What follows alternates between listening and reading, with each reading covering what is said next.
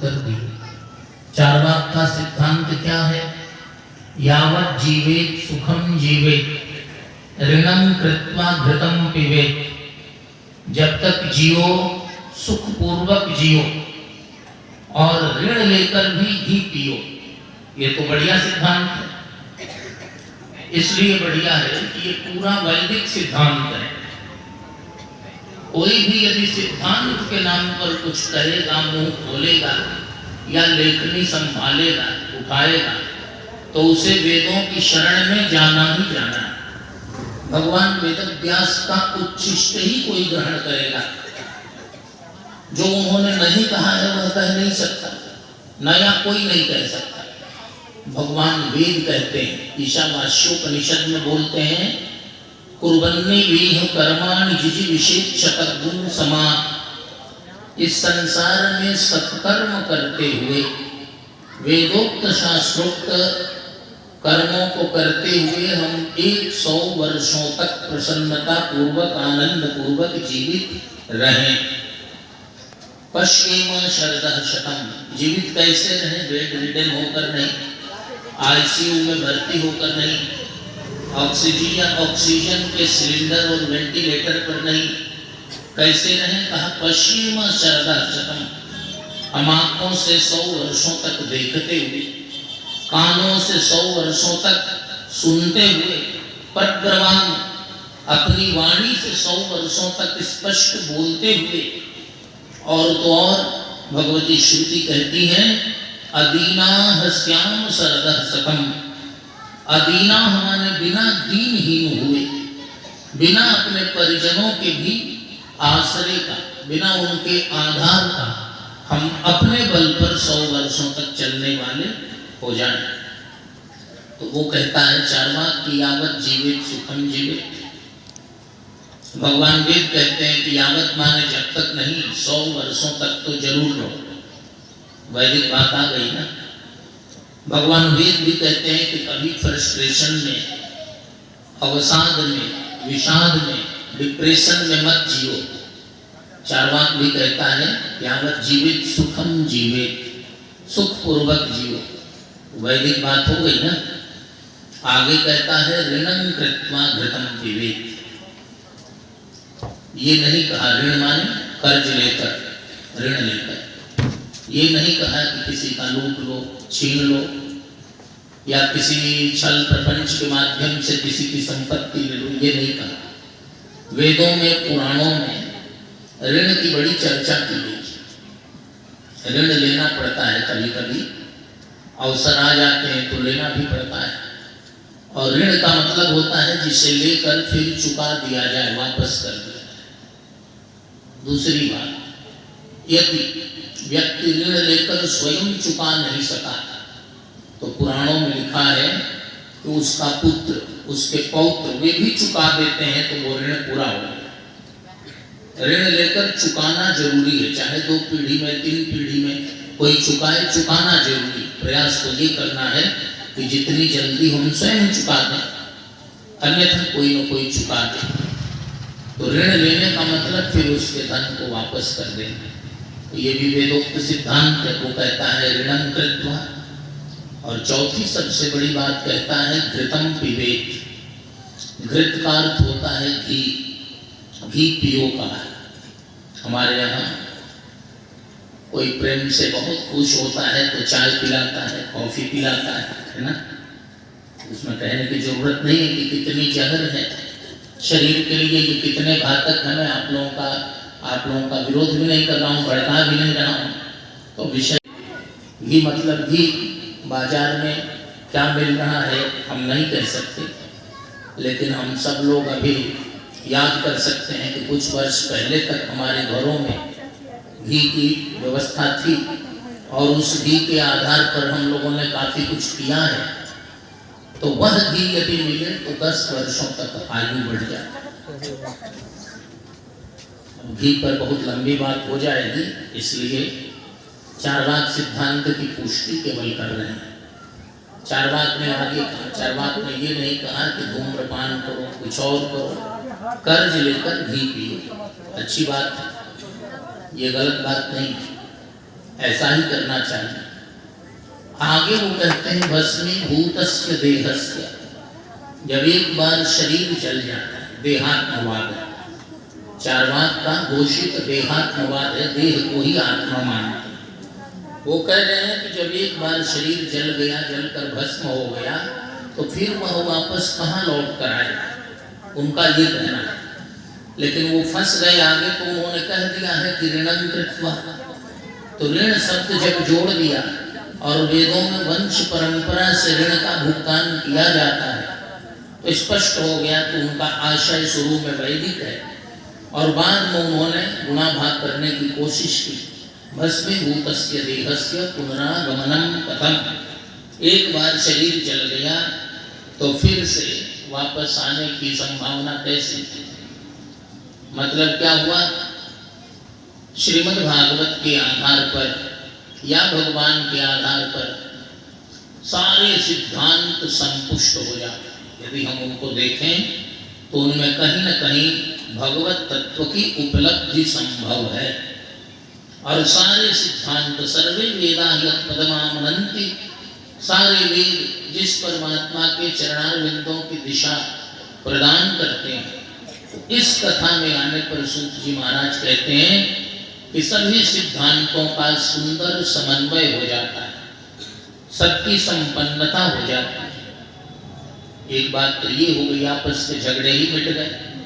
और दूसरी बात, संसार भय नाशनम, हम सभी के जीवन में जो सबसे बड़ा भय है वो क्या है? संसार का भय। संसार अपने आप में भय है। पूरी रामायण लिखने के बाद गोस्वामी जी कहते हैं, मौसम दीन न दीन हित, तुम समान रघुवीर, अस विचार रघुवंश मणि, हरम विषम भव भीर। जो भव भीर है यह बड़ी विषम है, और इस विषम भव भीर को हरने के लिए एकमात्र भगवान ही समर्थ है। एकमात्र भगवान की कथा में ही सामर्थ्य है। इसलिए सर्व सिद्धांत निष्पन्नम संसार भयनाशनम भक्त्योग वर्धनम यच्च।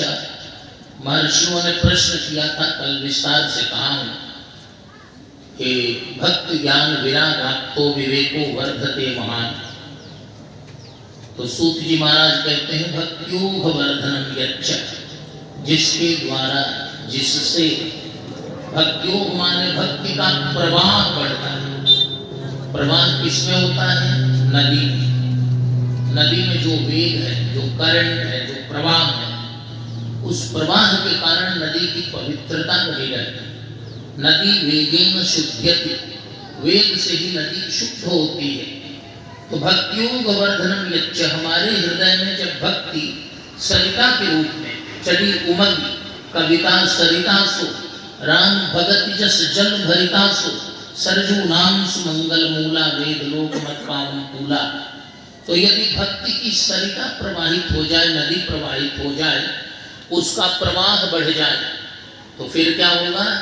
उस प्रवाह में, उस तेज धारा में कोई मनोमालिन्य हमारे हृदय में टिकेंगे नहीं।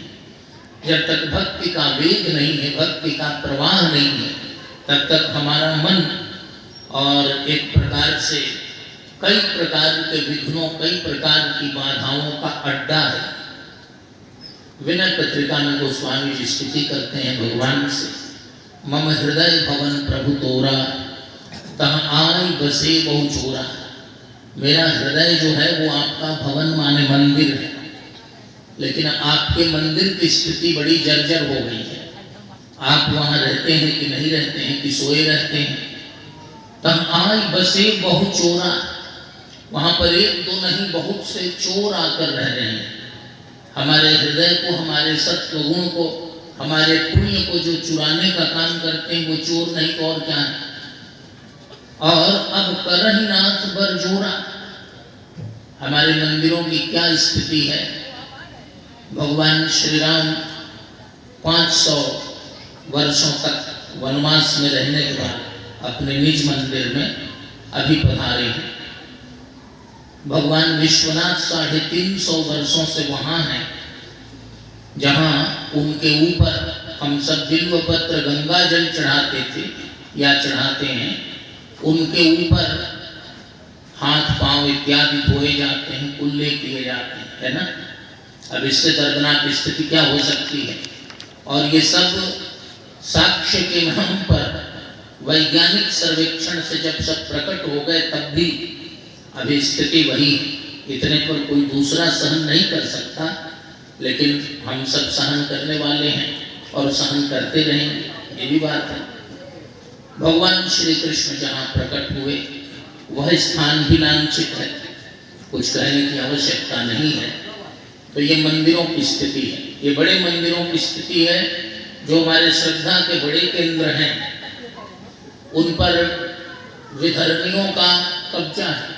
यह तो मानने की बात है।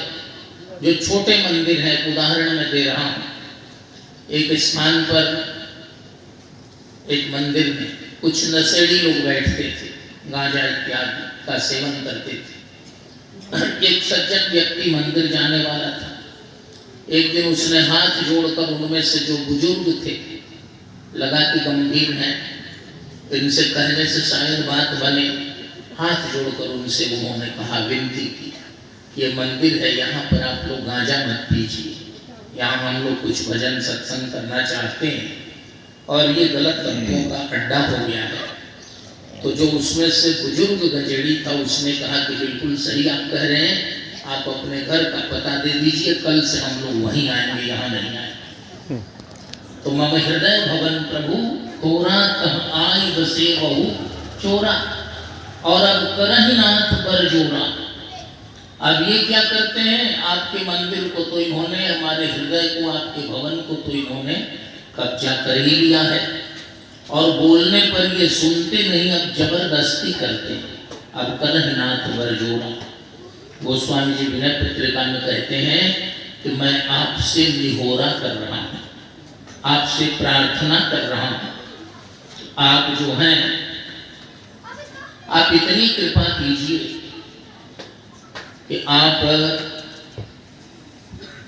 इस मंदिर को, इस हृदय मंदिर को आप शुद्ध कर दीजिए।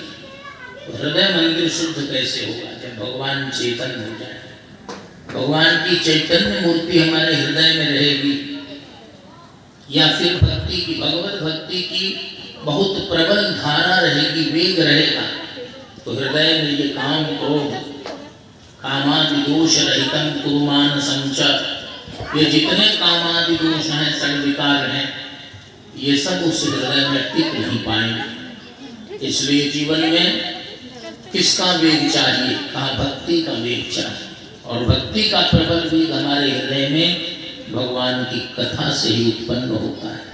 तो भक्त्योग वर्धनम यच्चा, और तीसरी सबसे महत्वपूर्ण बात बतला रहे हैं, कृष्ण संतोष हेतुकम, भगवान श्री कृष्ण को संतुष्टि होती है। संतुष्टि कैसे होती है, पुराने समय में हम लोग देखते थे गांवों में, जो बच्चे संध्या के समय पढ़ने नहीं बैठते थे, उनके माता पिता चिंतित हो जाते थे, असंतुष्ट हो जाते थे।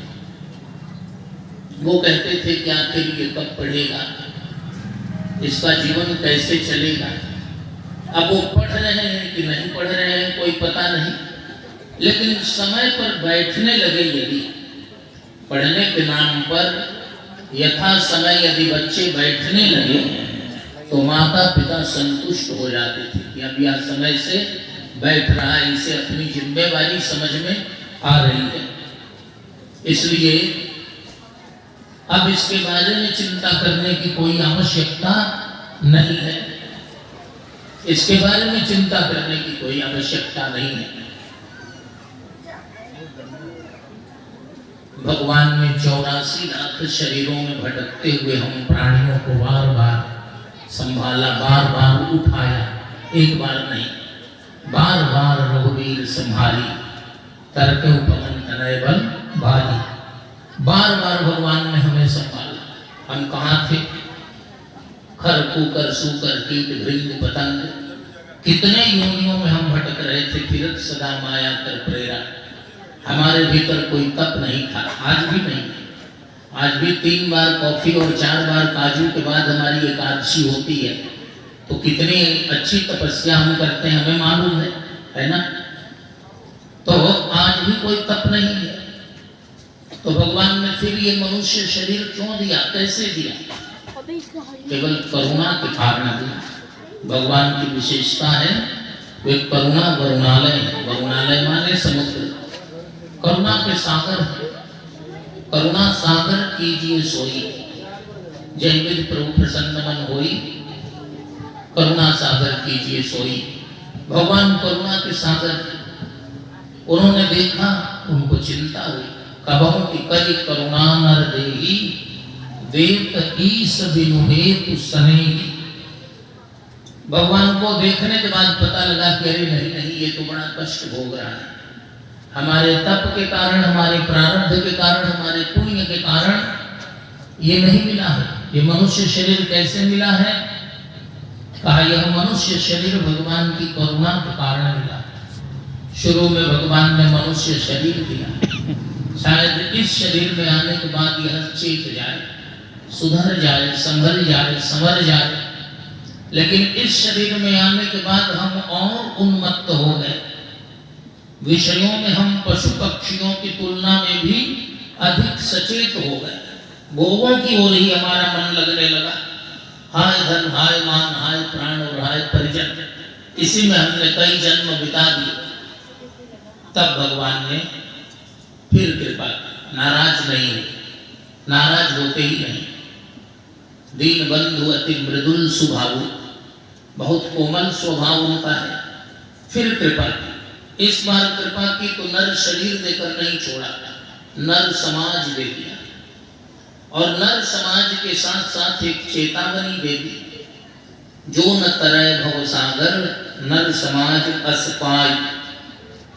अब समाज में इसके रीति रिवाजों में बंधकर, इसके नियमों में बंधकर, और यदि तुम संसार सागर को तरने का मार्ग नहीं अपनाते तो सोकृत निंदक मंदमती आत्माहन गति जाए।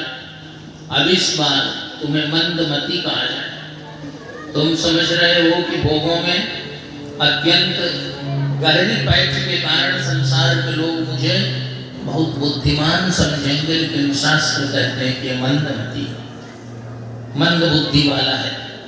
और कृत निंदक, अपनी निंदा कराने वाला है। और आत्मा, अब यह सही जगह पर चला है। कथा का भी एक चस्का होता है, एक बार, 2 बार, 3 बार जिसको सत्संग की लत लग गई, चस्का लग गया, तो अब वह छूटेगा नहीं। 1 जन्म, 2 जन्म, 3 जन्म तक तो वो सुधर